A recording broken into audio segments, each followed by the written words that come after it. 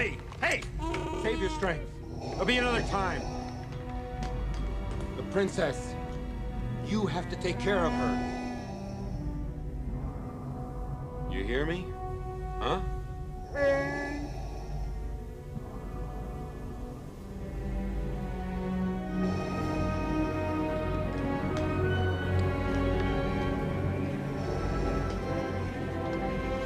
I love you. I know.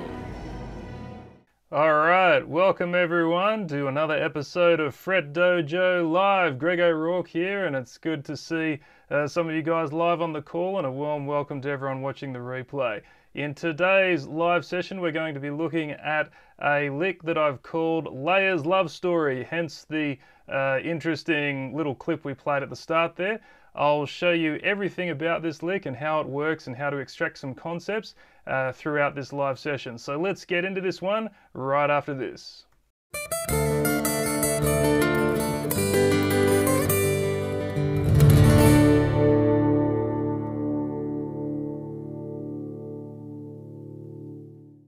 Okay guys, well I hope you enjoy today's show. We're going to be getting into some pretty cool stuff to do with this lick that I'm going to play for you in a moment. Some really nice intervallic approaches, horizontal approaches on the fretboard, and some nice twists and turns that you can take over a dominant chord.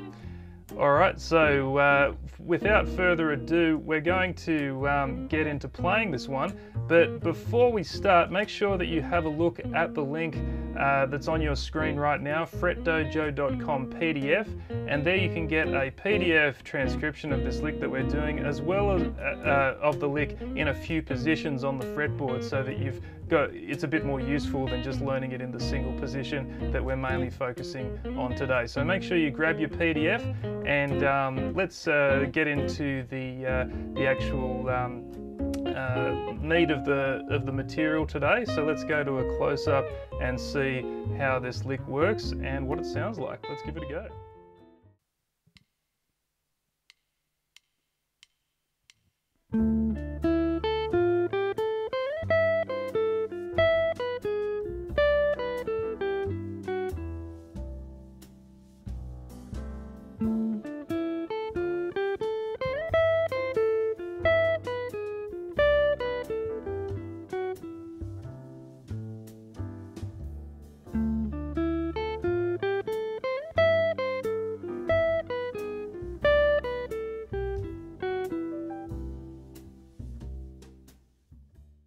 The reason I called it Leia's Love Story, it was a little bit reminiscent of Star Wars, this one, so especially at the start of it. It's a very beautiful line, this one. I really like a lot of aspects of this, and in particular it sounds nice if you use chords underneath this one, like let's say you're playing a solo guitar gig or something like that. You can do something very nice if you just add some very basic chords and notes, bass notes underneath, sort of like this sort of thing.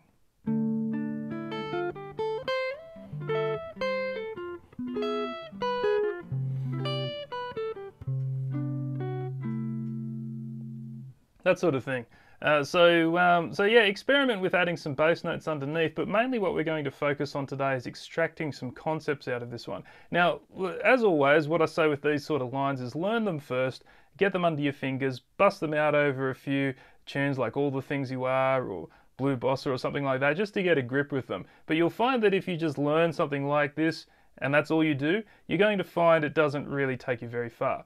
So what we need to do now is look at playing the line more extracting the concepts from the line, seeing what the nuts and bolts are of it, so that we can then apply it in a more general way to our soloing. So the first thing that I'd like to talk about with this line is just the physical fact that it moves up and down the fretboard like this. See that beautiful slide you get when you play it in this position? You have to go up there.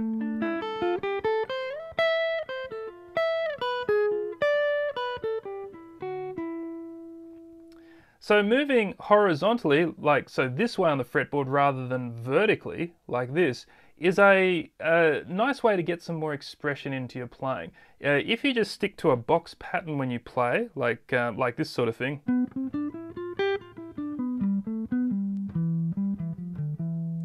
you'll find that there's not a lot of expressive character in the notes. So something I want you guys to try this week is when you improvise, see if you can break out of your typical box patterns and move in a more sort of fluid way up and down the fretboard.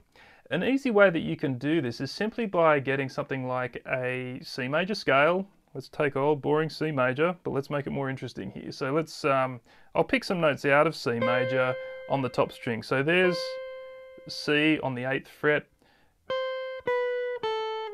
I can go down the scale this way, just down one string, play the open string, coming back up.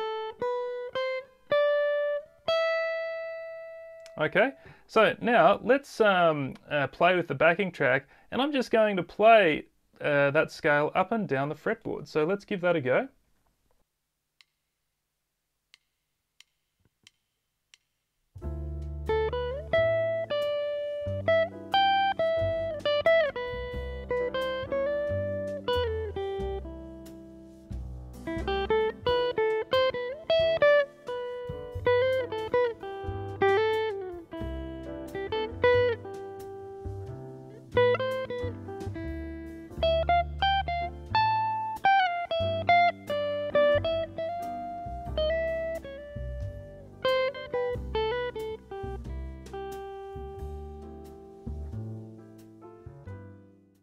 Okay, so that's the first idea you can try right off the gate. You don't even need to learn this lick, but that's just something that inspired me about this lick when I was learning it, is the fact that it moves in a horizontal way on the fretboard in that position. So now let's look at some other ideas that we can use kind of extracting from this lick. What we'll do is we'll get a bit more into the nitty gritty now, and we'll look at a bit of the analysis of this line so that you can get some really nice vocabulary concepts out of it. Okay, so let's go to another shot now. Alrighty, so I might keep my guitar on the screen actually so you can see that as well. Alright, so here we have Leia's love story, beautiful line here, and I particularly want to focus on, let's see, looks like my pen isn't working, but I'll just use my mouse. Okay, so this section of the line here. So it's easy to miss this, but it has quite a nice intervallic quality about it. If we listen to the start of the line, just that first bit. It's very lyrical, it's beautiful. So let's have a look at what the intervals are. The first two notes are separated by the interval of a fourth, and the second two intervals are separated also by the interval of a fourth. So it's a nice expressive approach to using fourths intervals in a line. Now, also interestingly, is this line, it's almost like it's a A minor pentatonic scale. It's like just a little fragment out of that.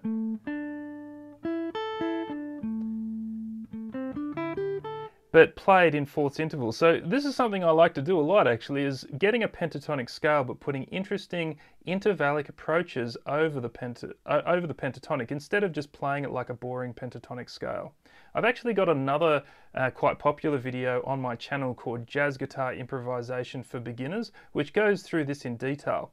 But we can extract two ideas right away from this line. Firstly, the use of the interval of a fourth and the use of a A minor pentatonic scale over a C major 2-5-1 progression.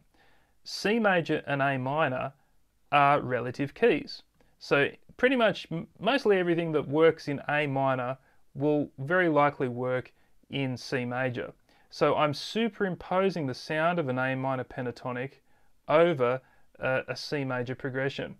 And this is how you can start to sound nice and hip with jazz, because you can start to think about more the like sort of superimposing new chords on top of what would normally be there. Ironically, if you just play things in the key they were intended for, like let's say I see a D minor chord and I play D minor, it'll sound boring, even though you're kind of correct. But if you play something like A minor over a progression like this, all of a sudden it targets some interesting chord tones and you get some kind of nice subtle tension in there. So let's see what happens when I just play sort of intervals over an A minor pentatonic scale over this 2-5-1 progression.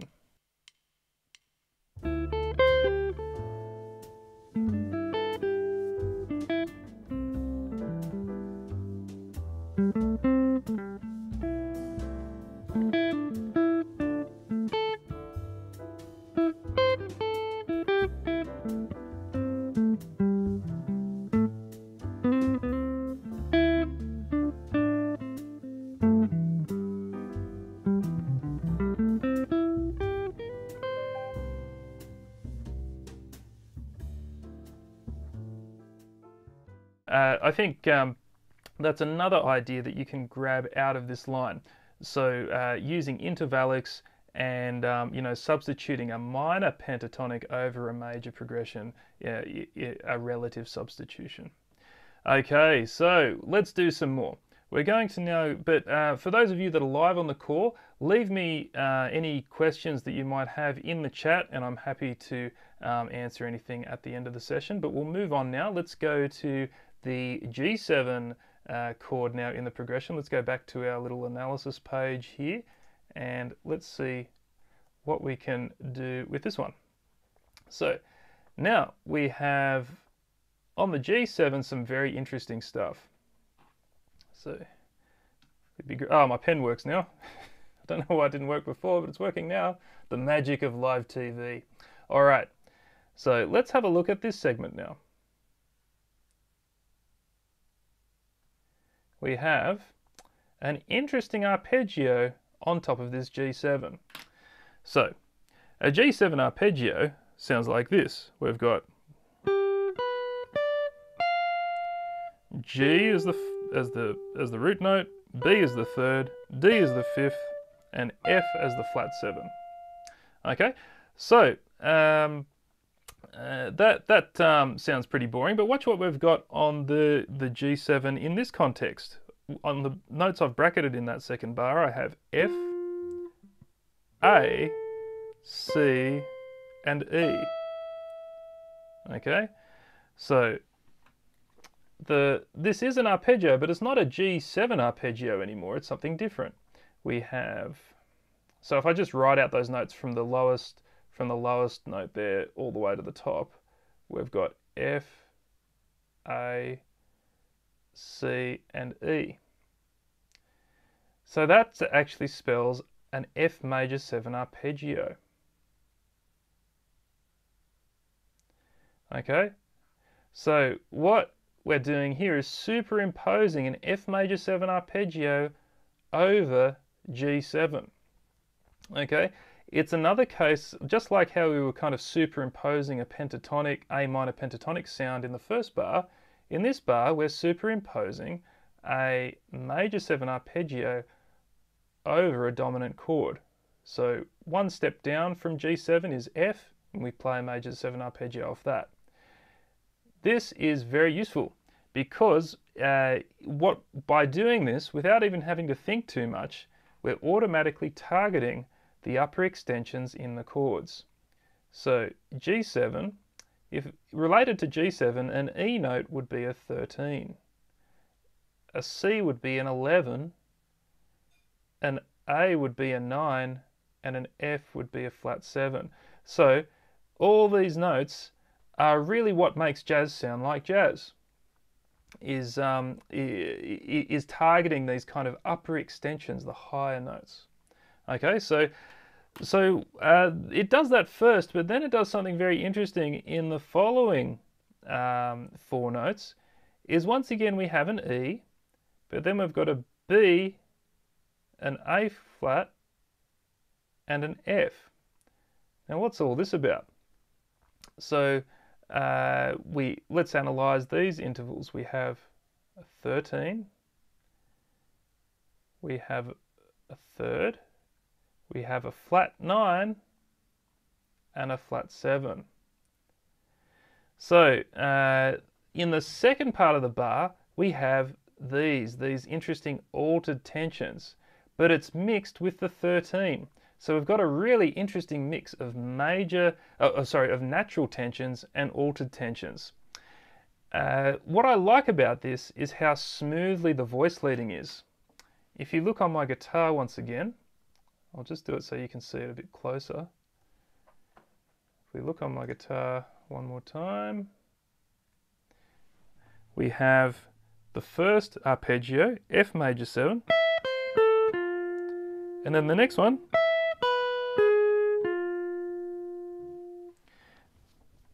a little bit of an ant on my guitar there. Let's try again. So F major 7, and then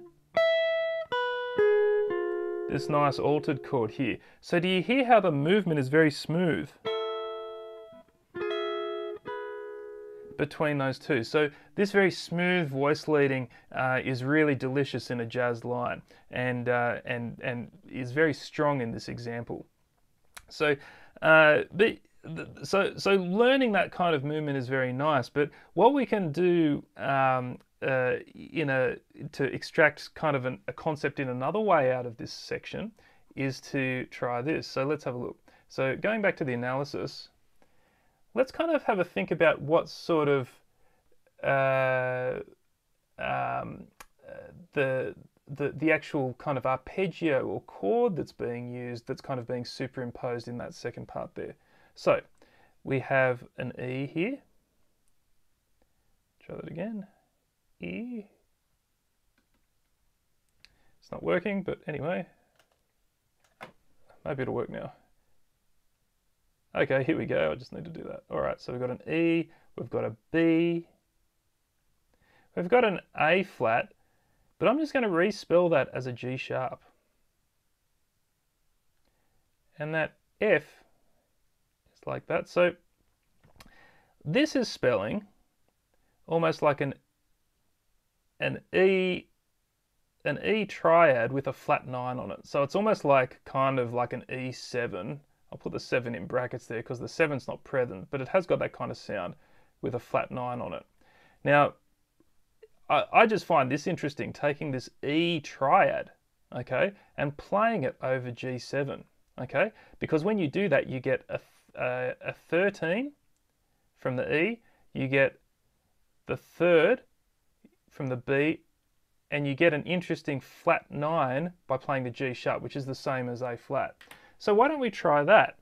What we're going to do is when I get to the G7 chord in the progression, I'm just going to play E triads over it and get that interesting mix of the flat 9 and the natural 13. So once again, seeing one chord on the lead sheet and playing another. Let's see what that sounds like. I really like this effect.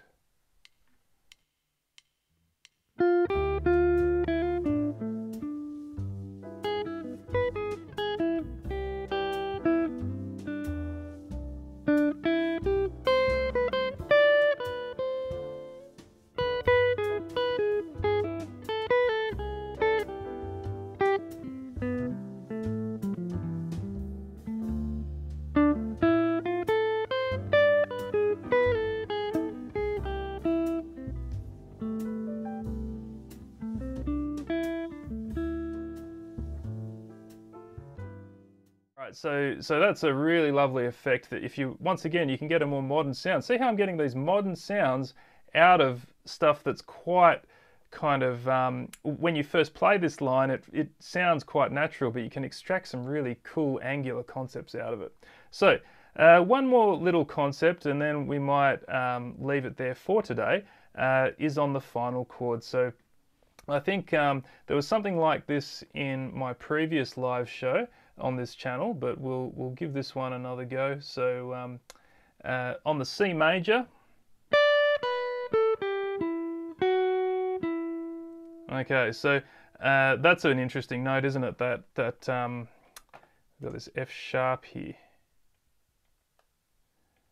Okay, so C major 7.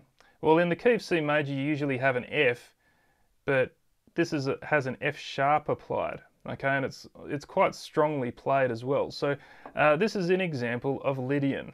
Okay, so the Lydian mode, it's kind of like a variation on a typical major scale, but it sharpens the 4th note, otherwise known as the 11th. So if we sharpen that, we get this kind of ethereal sort of Lydian sound. And this time, when I hit the C major, I'm going to make sure I try to nail that F sharp somewhere in there. But you've got to be a bit careful here because it won't sound that good over the other chords. It will only kind of work over the 1 chord in this progression, the C major 7. So just be careful with that. All right, so let's give this another go, and I'm just going to improvise putting the Lydian as the last note in the as a note on the C major 7. Okay.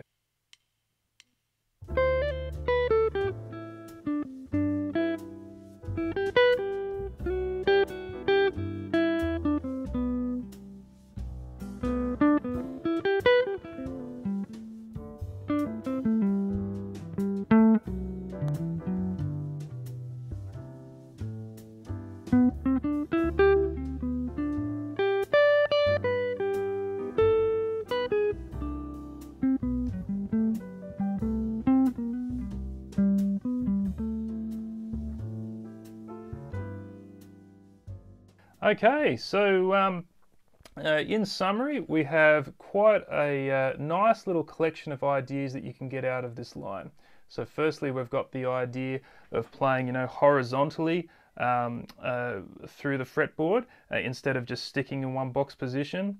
We've got the idea of playing intervallic approaches over pentatonics to relative substitution, so playing A minor pentatonic over a kind of a C major chord progression, very interesting, and then putting some interesting mixed tension approaches over dominant chords, so mixing the 13 with the natural 13 with the flat 9 and using an E triad over the G7 to get that interesting sound.